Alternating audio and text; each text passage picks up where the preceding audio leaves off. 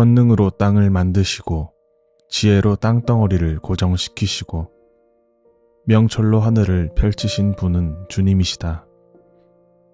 주님께서 호령을 하시면 하늘에서 물이 출렁거리고 땅 끝에서 먹구름이 올라온다. 주님은 번개를 일으켜 비를 내리시며 바람 창고에서 바람을 내보내신다. 사람은 누구나 어리석고 지식이 모자란다. 은장이는 자기들이 만든 신상 때문에 모두 수치를 당한다. 그들이 금속을 부어서 만든 신상들은 속임수요. 그것들 속에는 생명이 없기 때문이다. 그것들은 허황된 것이요.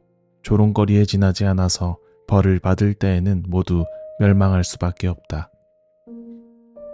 그러나 야곱의 유산이신 주님은 그런 것들과는 전혀 다르시다.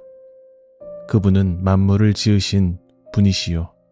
이스라엘을 당신의 소유인 지파로 삼으신 분이시다. 그분의 이름은 만군의 주이시다.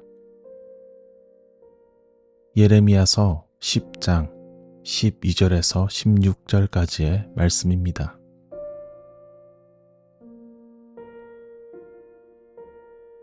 어쩌면 어른이 되는 것은 상상력을 잃어버리는 일이 아닐까 생각해 봅니다. 현실에 짓눌려서 새롭게 세상을 바라보는 일이 무의미하다고 느낄 때, 상상하는 일이 그저 희뿌연 안개처럼 느껴질 때, 우리는 새로운 것을 그려볼 힘을 잃기 때문입니다.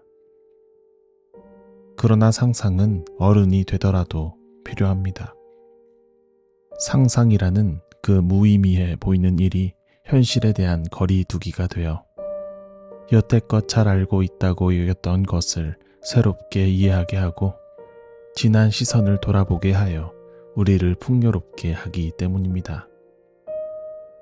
이렇듯 일반의 것이 특별함이 되는 것, 익숙한 것이 새로움이 되는 것, 그것이 상상이 가진 특별한 힘이겠지요. 그렇다면 우리는 어떻게 하나님을 상상하는지요? 사랑의 하나님, 정의의 하나님, 공의의 하나님, 평화의 하나님, 준비하시는 하나님. 여러 가지의 형용사로 수식된 하나님은 일반에 잘 알려진 하나님일지 모르겠으나 그 형용사들이 어떤 의미로 각자에게 신앙의 풍요를 더하는지는 고민해 볼 일입니다. 같은 이야기로 저는 이따금 설계사로서의 하나님을 상상합니다. 세상이 빈틈없이 짜여진 틀과 같다는 상상을 하기 때문입니다. 시간이라는 틀과 공간이라는 틀, 삶이라는 한정된 틀과 몸이라는 틀, 생각도 무한하지 못하니 그 또한 어떤 틀로 느껴지기도 하고 제 인상을 모두 담지 못하는 단어마저 하나하나 틀로 느껴집니다. 상상의 말미에는 결국 세상이 이렇듯 틀이라면 하나님은 세상을 조밀하게 틀을 계획하여 만든 뛰어난 창조자가 아닐까 합니다. 그리고 결국 제 상상 또한 하나님이 지으신 어떤 틀 안에 있으리라 하고 그 끝에 부닥치다 보면 하나님에 대한 채 상상하지 못한 어떤 여백은 신비로 광활함으로 다가옵니다. 예레미야서 10장에는 하나님에 대한 예레미야의 특별한 상상력이 드러납니다. 어떤 하나님일까요? 12절과 13절 말씀입니다. 권능으로 땅을 만드시고 지혜로 땅덩어리를 고정시키시고 명철로 하늘을 펼치신 분은 주님이시다. 주님께서 호령을 하시면 하늘에서 물이 출렁이고 땅 끝에서 먹구름이 올라온다. 주님은 번개를 일으켜 비를 내리시며 바람 창고에서 바람을 내보내신다.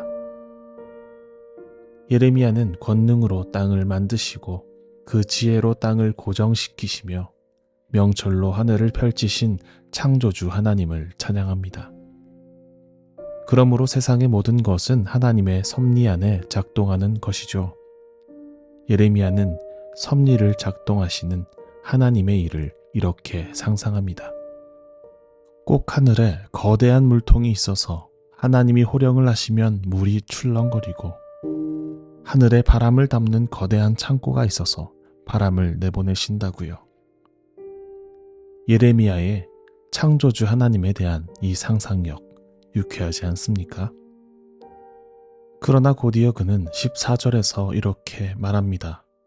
사람은 누구나 어리석고 지식이 모자란다.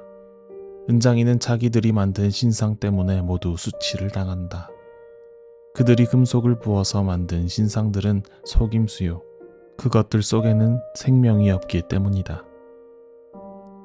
우상을 만드는 이들 뿐만 아니라 사람은 누구나 어리석고 지식이 모자라다고 합니다.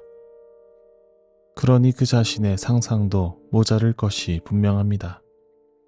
그러나 그는 이렇듯 모자란 상상으로부터 그럼에도 불구하고 남는 하나님의 신비, 하나님의 광대함으로부터 상반되어 드러나는 것이 무엇인지 밝힙니다. 한계가 있는 것, 남과 사라짐이 있는 것, 만든 자와 없애는 자가 있는 것, 확실해 보이는 그 우상과 신상에는 오히려 생명이 없다는 것이죠. 그것들이 허황된 것이며 그것들은 사라질 것이며 그것들은 조롱거리에 불과하다는 사실입니다. 사람은 누구나 어리석고 아는 것이 부족합니다. 현대 과학기술이 제 아무리 발달했다고 하더라도 아는 것보다 알지 못하는 일이 더욱 많은 것은 사실입니다. 그러나 사람은 그 자신의 무지함을 알지 못하고 지금에도 제 손으로 신상을 만드는 일을 멈추지 못합니다. 신앙인조차 창조물에 불과한 생각이라는 틀 안에 하나님을 구겨놓고는 하나님을 아는 체하며 거들먹거리고 으스대며 감히 하나님의 뜻을 타자에게 표방합니다. 왜냐하면 확실해 보이는 것은 알 수 없는 우리 삶에 언제나 매혹적이기 때문입니다. 그러나 그 확실함이 곧 생명인 것인지 고민해야 할 일입니다. 예레미야서 10장은 유다를 멸망하게 한 죄악의 근본적인 뿌리, 우상숭배의 실상에 대하여 고발합니다.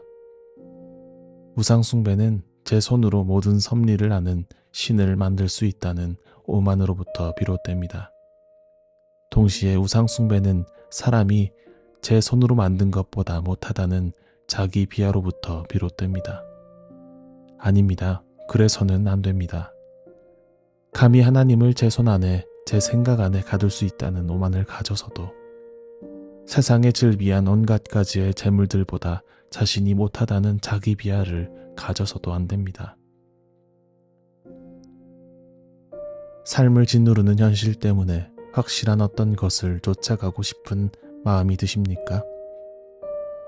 눈에 보이는 어떤 것과 손이나 언어로 붙잡히는 어떤 것으로 삶을 분명하게 이끌어가고 싶습니까? 그러나 여러분, 확실한 것은 우상입니다. 확실한 것을 만들어서 손에 붙들기보다 우리 영원한 하나님을 상상해 봅시다. 아무것도 모르는 우리로부터 드러나는 하나님의 신비와 광대함 앞에서, 아무 것을 하지 못해도 여전히 흐르는 시간과 규칙 앞에서, 불안한 내 기절을 붙드는 이 세계의 일관됨 앞에서, 그리고 어느 곳에서도 사랑을 말하고 평화를 말하는 인류 보편의 희망 앞에서 겸허한 마음을 가집시다. 그렇게 여전히 생명으로 생동하시는 하나님을 찬양합시다. 하나님은 세계의 창조자이십니다. 세계가 무너질지언정 무너지지도 멸망하지도 않는 분이십니다. 조롱조차 될 수 없는 모든 것의 근원이십니다. 어떤 상상도 아득히 뛰어넘는 신비이십니다. 그리 우리 눈앞에 있는 것에 집착하는 것이 아니라 우리가 어떻든 신비로 약동하시는 하나님의 섭리 안에서 생명의 삶을 유쾌하게 살아내며 생명을 나누는 저와 여러분 그리고 오늘이 되길 소망합니다.